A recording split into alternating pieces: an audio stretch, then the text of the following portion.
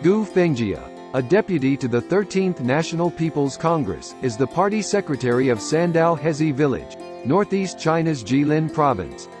By introducing new projects to the village, Gu has led impoverished villagers to prosperity. 我们村呢是涝洼地多，我们光指的农业一并就是说发展想致富的话，那很不容易的。所以说呢，我带着我们老百姓呢，就是说出去考察，我们引进了就是这个牛繁育牛。所以说呢，我们现在我们村变成了一个就是记者常说的一个牛村。